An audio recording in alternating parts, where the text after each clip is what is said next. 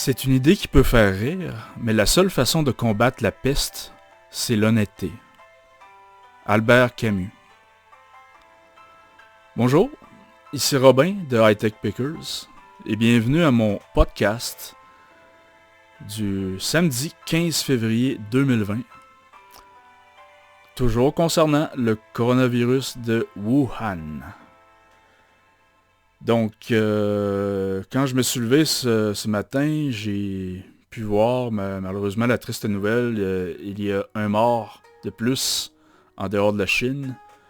Il s'agit d'un patient hospitalisé en France. Il semblerait que ce serait un touriste chinois qui serait arrivé il y a environ 2 semaines. Donc c'est ça, un mort de plus pour les statistiques. Et je vais suivre de près justement les personnes infectées, les morts en dehors de la Chine, puisque là, c'est là qu'on va pouvoir avoir les vraies informations. Parce que bien sûr, tout ce qui se passe en Chine est classifié. Ces gens-là continuent de s'agripper au pouvoir, continuent de classifier toutes leurs informations, continuent de publier des faux chiffres. On n'aura jamais la réponse en provenant de la Chine. Par contre, on peut étudier cette maladie-là.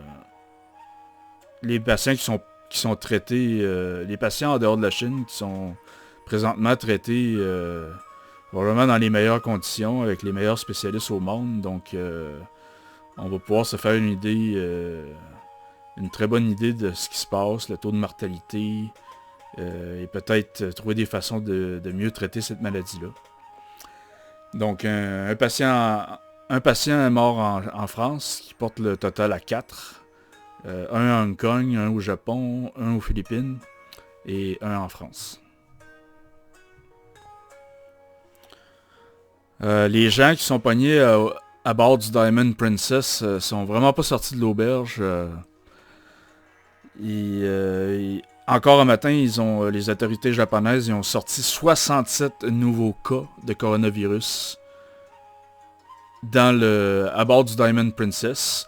J'ai qualifié ce bateau maudit-là de prison flottante. Maintenant, on pourrait dire plutôt que c'est un incubateur flottant avec la maladie qui se propage à l'intérieur du bateau, où il y a 3700 personnes qui sont maintenues là, prisonniers dans leur cabine. Il y a des Canadiens, il y a des Américains, il y a des Britanniques.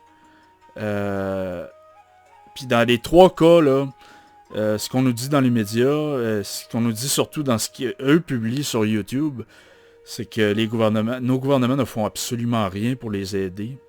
Nos gouvernements, carrément, ils se pognent les 2 fesses.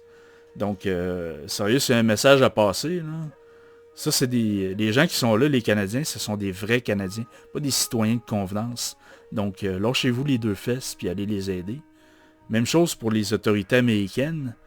On a vu des gens qui sont pognés là, qui ont demandé carrément à Donald Trump de venir les aider. Donc, bougez-vous le cul. Hier, j'ai vu une vidéo publiée par un couple de Britanniques qui ont dit, garde, nous, on a carrément abandonné l'idée que notre gouvernement va se lever un petit doigt pour nous aider, là. Donc, on demande à Richard Branson de venir nous chercher. Richard Branson, qui est un milliardaire britannique. Je sais pas s'il va vraiment les écouter puis le faire, mais franchement, là, occupez-vous de vos citoyens. Ces gens-là, c'est des gens qui ont travaillé toute leur vie. C'est des vrais Canadiens, des vrais Américains, des vrais Britanniques, qui ont travaillé toute leur vie, qui ont payé des taxes pour le pays. Puis que là, ils se sont payés une petite croisière, puis ils sont en marde. Ben, arrêtez d'aider n'importe qui, puis aider les vrais citoyens, ok? Fait que bougez-vous le cul. Puis justement, quand on voit une situation comme ça, où les gens sont vraiment pognés dans une situation critique comme ça, puis on voit l'attitude de nos gouvernements, là, ben, préparez-vous, parce que c'est l'attitude que vos gouvernements vont avoir envers vous lorsque l'épidémie va être rendue ici, là. Ils vont vous mettre en quarantaine avec l'armée en dehors dans les rues. Puis ils vont souder vos portes comme on voit les gens faire en Chine maintenant, là. Souder les portes des gens qui sont malades pour qu'ils soient capables de sortir de chez eux.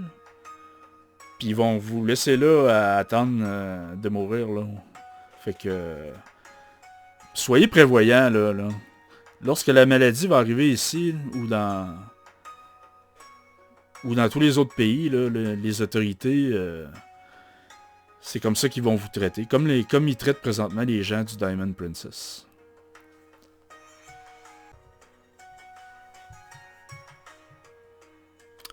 Pour ceux qui pensent que j'exagère quand je parle de l'OMS, l'Organisation mondiale de la santé, cette organisation qui a de très nombreux squelettes dans leur placard, regardez ça, il y a des gens qui me croiront même pas, qui vont dire que c'est un canular, là. C'est pas un canular.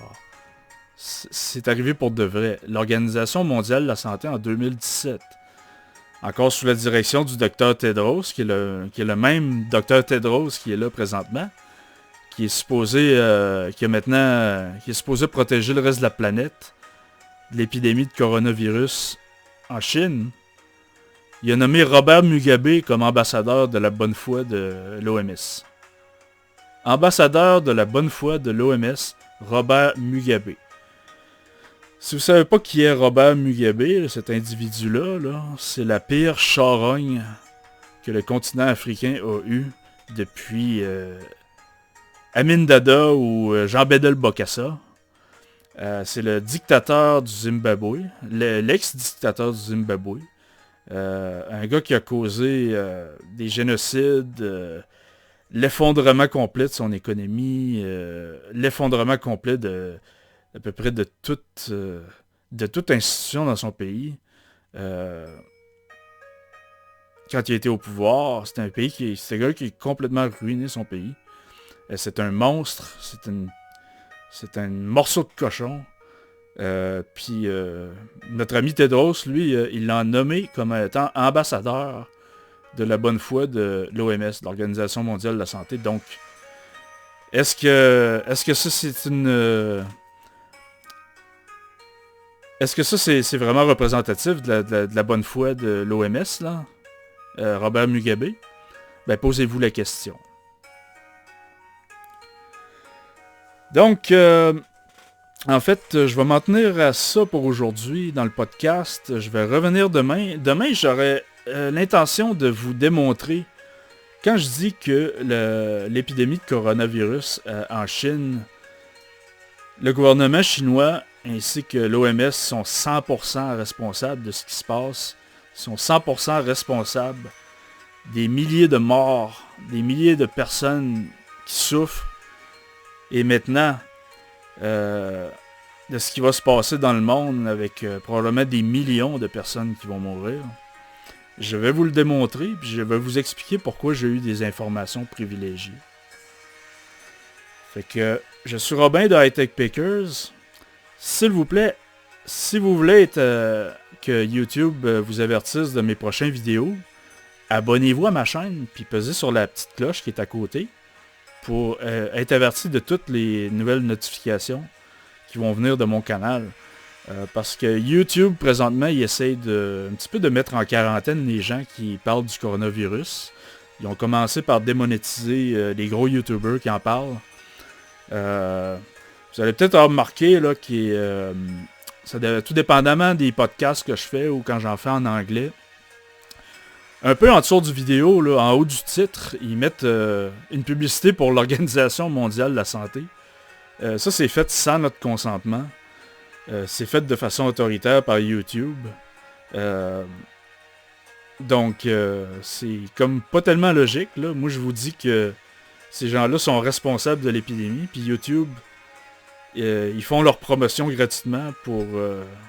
En fait, c'est complètement ridicule, mais vous allez remarquer ça. Moi, j'ai tout de même la chance que j'étais pas monétisé avant, donc je peux vraiment être honnête dans mes propos. Puis j'ai pas grand chose à perdre. Mais il y a des YouTubers qui avaient 1 million d'abonnés, qui font des centaines de milliers de vues par jour, puis ils se sont vus complètement démonétisés depuis qu'ils se sont mis à parler de ça. Fait qu'on sait pas pour quelle équipe joue Google ou YouTube. On a des doutes. Mais en fait, pour l'instant, c'est la seule façon que je peux vous rejoindre. Donc, je vais garder la discussion ouverte. Abonnez-vous à ma chaîne. S'il vous plaît, mettez un like si vous trouvez ça pertinent. Si vous n'aimez pas ce que je dis, vous êtes parfaitement libre de mettre un dislike. Ici, on n'est pas en Chine. Ici, les gens ont le droit de s'exprimer comme ils veulent. Donc, je vous revois demain. Merci.